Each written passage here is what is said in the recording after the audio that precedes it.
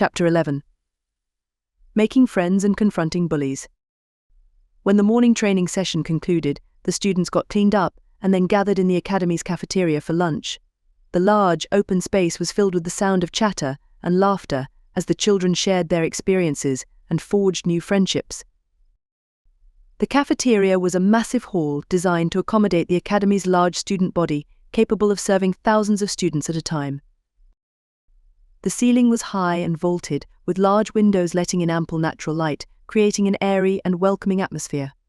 Long rows of tables and benches stretched across the hall, providing plenty of seating for the students.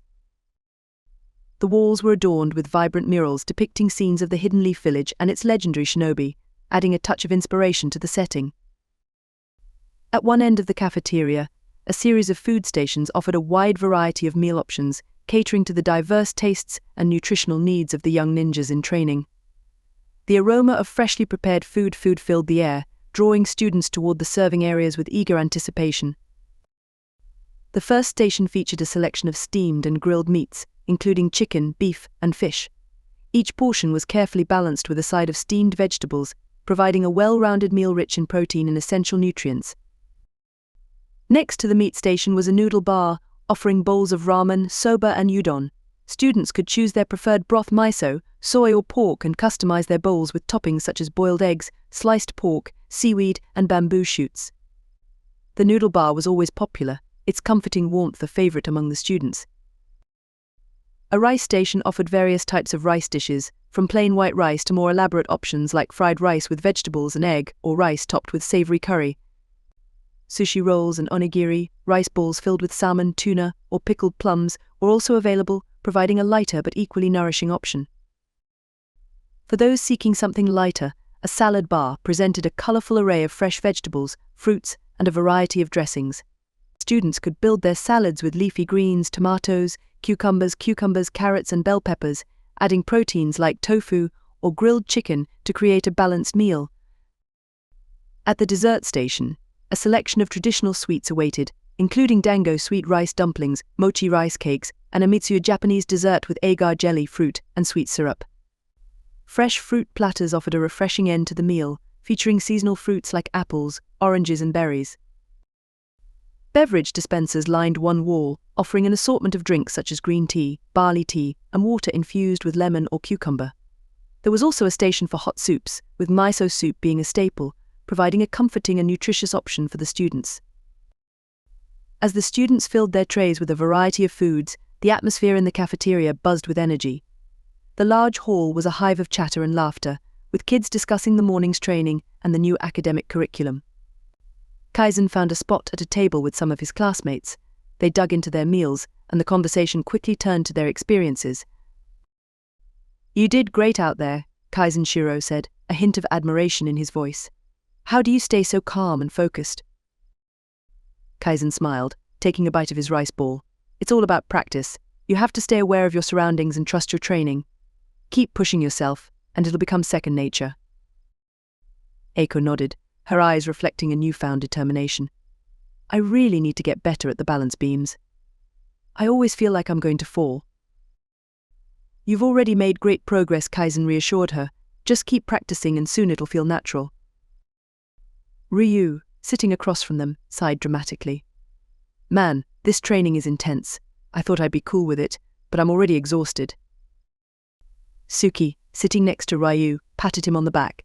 "It's only the first day, Ryu. We'll get used to it. Just gotta keep pushing ourselves." Kakashi, who had been quietly listening, spoke up. "Kaizen, you have a good way of explaining things. I noticed that during the obstacle course yesterday." Kaizen looked at Kakashi, appreciating the compliment. "Thanks, Kakashi. You were impressive too. Your movements are so precise. I think we can learn a lot from each other." Kakashi nodded thoughtfully. "Agreed. Let's keep pushing each other to get better." One of the students in Class A, Taro, looked overwhelmed and chimed in. "I can't believe how much we have to learn. It's not just the physical stuff. Did you guys hear all the academic subjects we have to cover?" "Yeah," Shiro added. "Hiroshi-sensei said we're doing everything from history to mathematics. And then there's all the strategy and tactics. It's a lot." Eiko sighed, and Genjutsu. I can barely get my head around that. It's like, how do you even know what's real? Kaizen nodded, taking another bite. It's a lot, but it all fits together. The mental stuff helps with the physical, and vice versa. We just have to take it one step at a time. Suki grinned. At least the food is good, right? We'll need all the energy we can get to keep up. Ryu chuckled. Yeah, I'm definitely going back for seconds. This training is no joke. Kaizen turned to Taro, who still looked a bit daunted. Don't worry, Taro. We're all in this together. If you need help with anything, just ask. We'll figure it out. Taro managed a small smile. Thanks, Kaizen. I guess I just need to find my rhythm. At another table, Hiroto was deep in conversation with some other students. My family expects a lot from me, he said, his tone serious. But this training, it's on another level. We have to be ready for anything. The students at Hiroto's table nodded at his words. They thought they were pretty talented to get accepted into Class A, but they weren't sure how long they could last with training like this. If the academic portion was just as rigorous then. As they continued to eat, Kaizen engaged with other students from his class at nearby tables, offering tips and encouragement. His friendly nature and genuine interest in their progress helped to strengthen the bonds he was forming. He learned more about his classmates, their backgrounds, and their motivations, attempting to build a network of allies and potential rivals. As the lunch break came to an end, Hiroshi-sensei entered the cafeteria, signaling the students to gather around. Finish up and prepare yourselves, he announced. The afternoon session will begin shortly in Training Dojo 6, and it will be just as challenging as this morning's training. Prepare yourselves and meet me there in the next 10 minutes. The students exchanged glances, a mixture of determination and apprehension in their eyes. As the students gathered their trays and cleaned up, a sense of anticipation hung in the air. Hiroshi's words echoed in their minds, setting the stage for the next phase of their training. Kaizen, feeling the familiar rush of adrenaline, made his way to the training dojo alone. The air was cool, and the sounds of nature provided a calming backdrop to his thoughts about the upcoming training session. As he walked, Kaizen noticed a group of older students loitering near the edge of the academy grounds, far from the busy dojo entrance. This part of the academy was quieter, with tall trees casting dappled shadows on the path, and the sounds of the bustling campus muffled by the thick foliage. The dojo itself was several buildings away, leaving this secluded area relatively deserted. The older students' uniforms caught Kaizen's attention. The academy had a structured system for its uniforms, designed to reflect the progression of students through the 6 years of training. Each year had distinct features that marked their rank and experience level, all within the color scheme of the Hidden Leaf Village dark navy blue or black as the base, with stripes of red symbolizing the will of fire. First-year students wore simple dark navy blue or black uniforms with a single red stripe running along the sides of the tunic and pants. The fabric was durable but plain, suitable for the basics of training and daily wear. The uniforms included a short-sleeved tunic, loose-fitting pants, and a belt. The lack of adornment signified their status as new recruits, just beginning their journey as shinobi. Second-year students' uniforms were similar, but had 2 stripes of red running along the sides of the tunic and pants.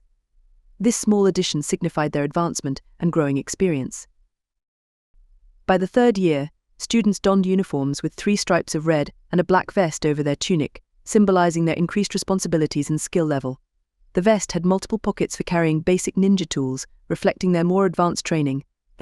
4th-year students wore uniforms with 4 stripes of red and a more fitted, reinforced vest that offered better protection and utility.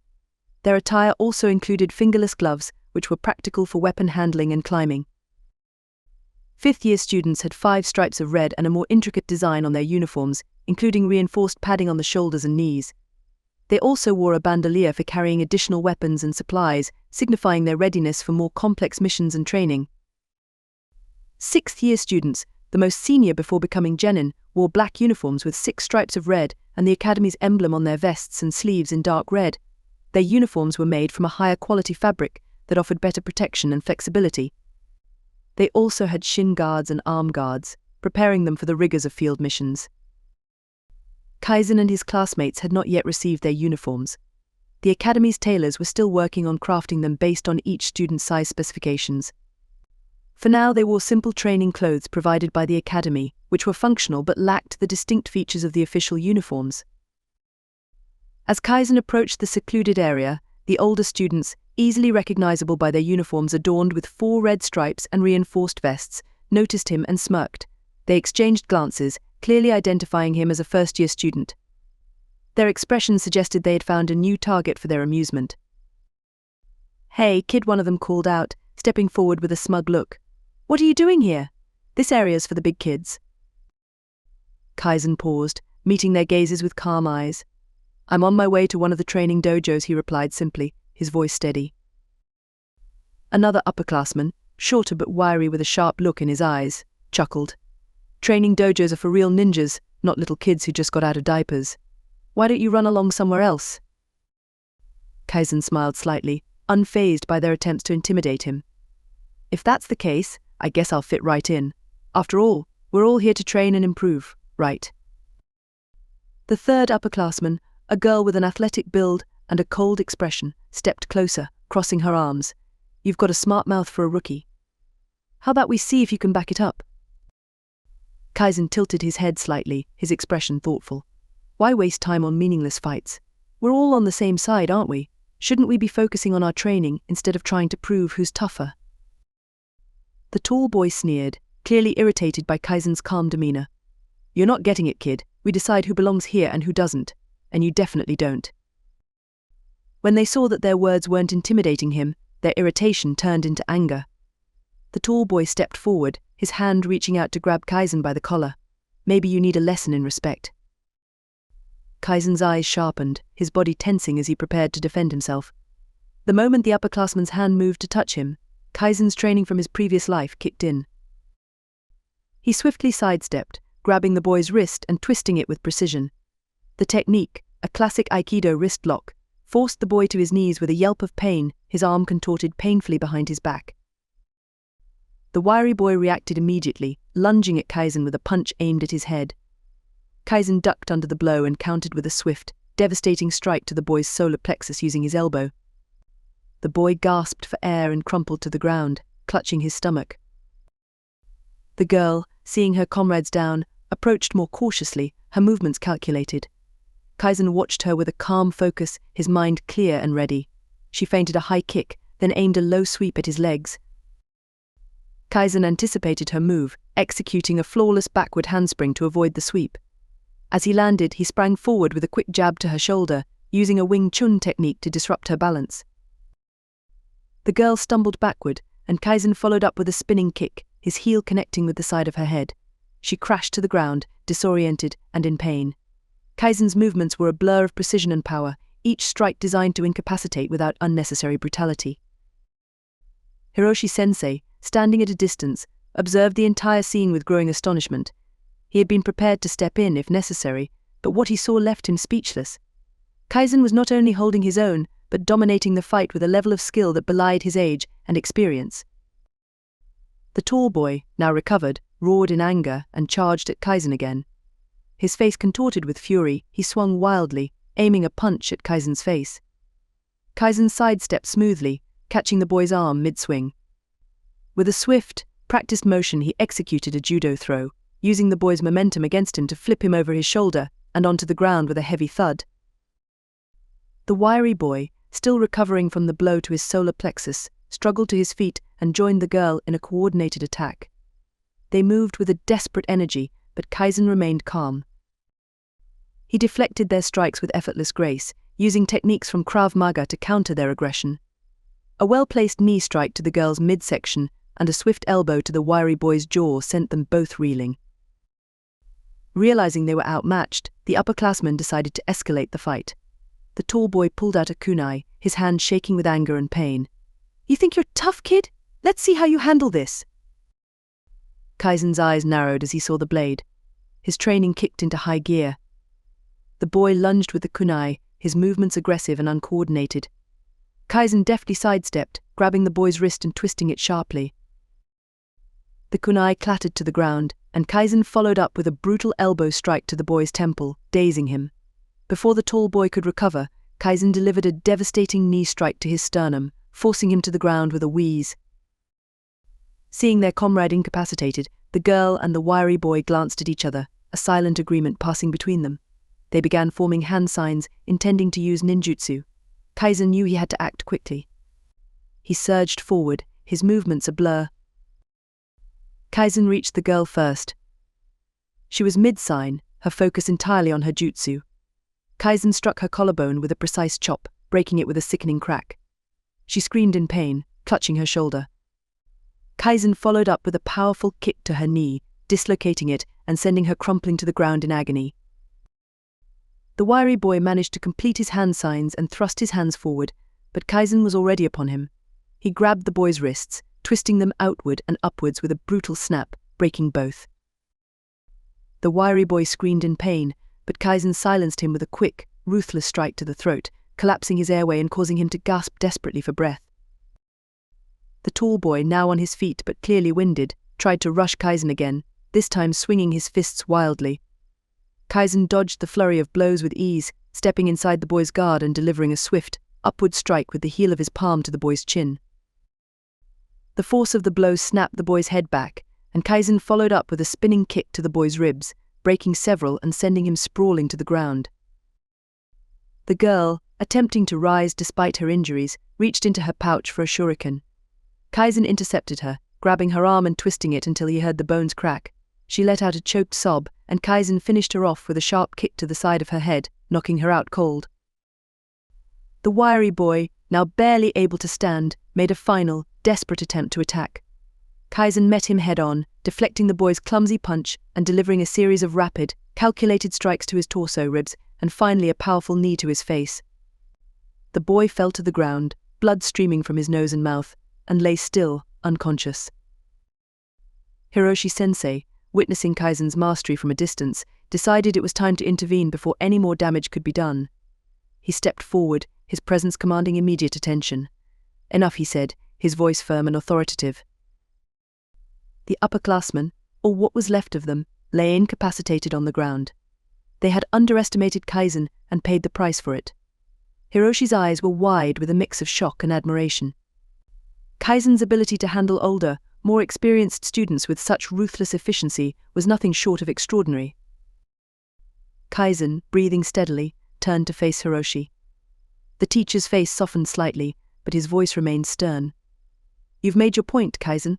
There's no need for further violence." Kaizen nodded, stepping back and allowing Hiroshi to approach.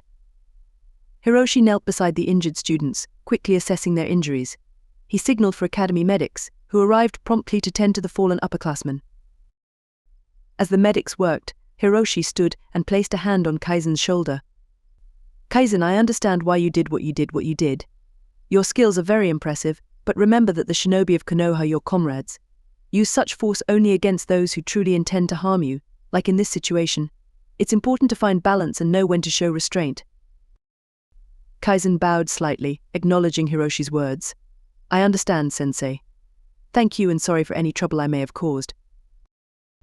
Hiroshi-sensei nodded, a thoughtful expression on his face. "I appreciate your understanding, Kaizen. It's good that you recognize the importance of your actions and their consequences. Keep that in mind as you continue your training." Hiroshi watched the medics carry the upperclassmen away, his mind racing with thoughts of Kaizen's potential. Kaizen is only 4 years old, and yet he dismantled a 3-person team comprised of students around 6 years older than him. This boy was no ordinary student, he was a prodigy, someone who could shape the future of the village. Hiroshi resolved to mention Kaizen's immense potential when he reported to the Hokage later to discuss the students in his new class. As for Kaizen, he continued on to the dojo, his resolve even stronger. The encounter had only solidified his determination to become the best shinobi he could be. As he stepped into the dojo, he felt a renewed sense of purpose, ready to face whatever challenges lay ahead.